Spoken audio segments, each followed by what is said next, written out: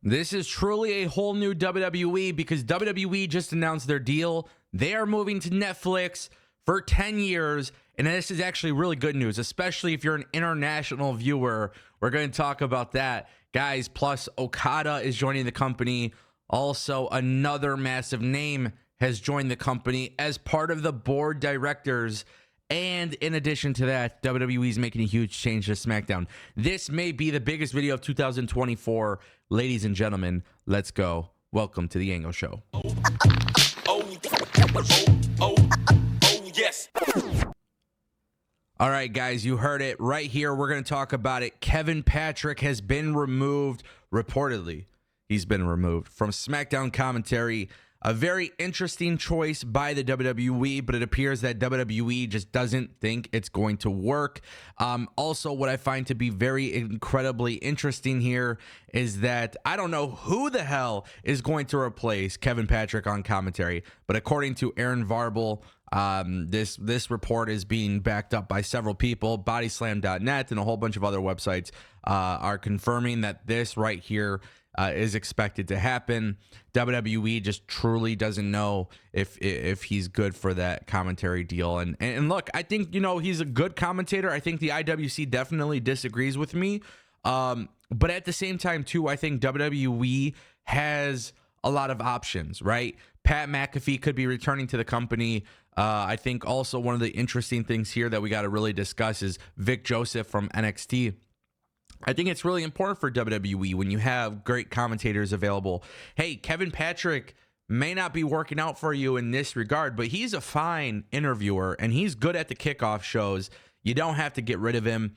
Plus, he's doing stuff with Apple TV, plus, for MLS or whatever. So a lot of options there. But I am shocked to see that I'm shocked to see that they've made this decision for them to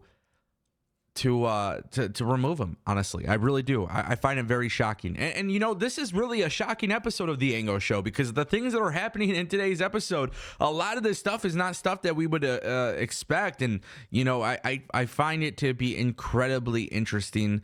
I'm curious to see how it all goes down. But nonetheless, WWE is making that commentary change on SmackDown. Who is the replacement? I think it should be Vic Joseph. If it's not Vic Joseph, I have no problem with it being Mauro Ranallo. I don't think that's going to be the case because I think more than likely it's going to be Pat McAfee.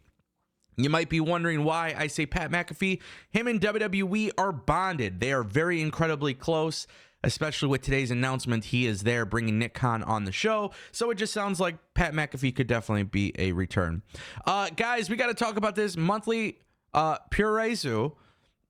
They've come out with a very interesting report. A lot of love for Okada. It was his last match at Korakuen Hall. And this is very interesting. The belief is that Okada is joining WWE. The belief is that Okada has turned to WWE. And the belief is that Okada is going to NXT. Now, this is interesting. But they said, although we're unable to verify with the Rainmaker himself, one source close to NJPW's top talent has indicated to us that it appears Okada is WWE bound, potentially starting in NXT first. Are you... Woo! That is a dumb idea. Okay, listen, I understand the idea of talent going to NXT first, get them caught up to the system, that type of thing. I understand 100%, 1000%. I get it, and it worked out very well for Dragon Lee, and I get it, right? I'm sorry, guys. This is not how you bring in Okada. You don't bring in Okada to NXT. That would be a dumb decision. The right decision would be have Okada debut at WrestleMania. That's how I see it going down. I talked about this on my live stream yesterday. I'm very, very firm on this. You don't have Okada go to NXT.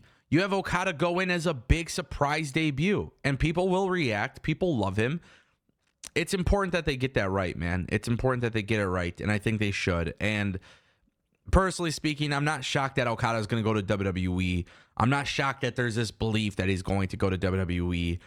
I I'm so intrigued to see how Okada does in WWE, but I definitely think it needs to happen at some point. And listen, this is a big W for WWE. This is not Vince McMahon's WWE. Clearly, if you have not been watching WWE in the last year and a half, this is not the same company.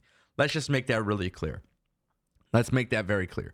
This is not the same WWE that we all knew before. This is a very different company, a company making very big changes that we would never expect. And truth be told, I think this is probably the best version of WWE we have ever seen. And therefore, Okada going to NXT would be a disservice. Not only to NXT, but it would be a disservice to the main roster. I also want to say this too. Let me just put this out there. There are some guys in NXT who can wrestle Okada and have bangers. Let's not act like that's not the case. When you have Dijak there and you have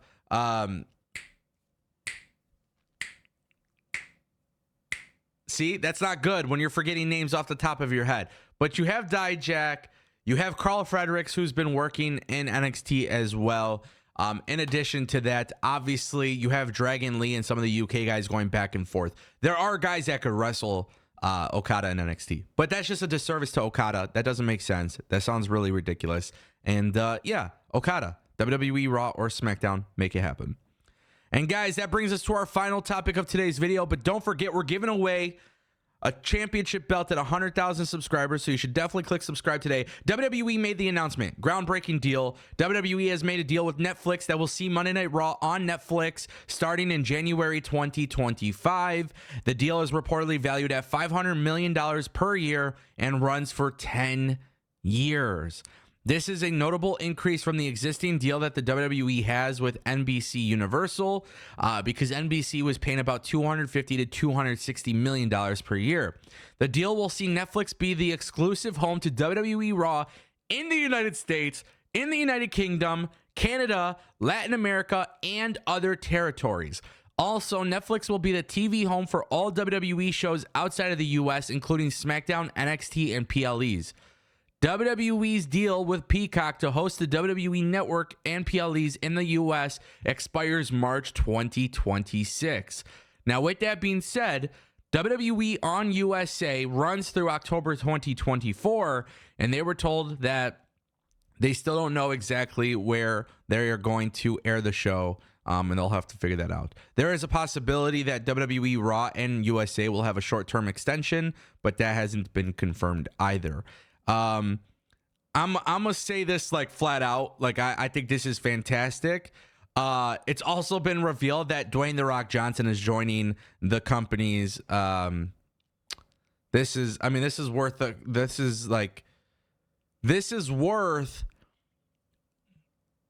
an insane amount of money. Let's just say that, an insane amount of money. Dwayne "The Rock" Johnson's joining the company. He's joining the company as board of directors. I mean, it doesn't get better than this. This is insane. Absolutely insane.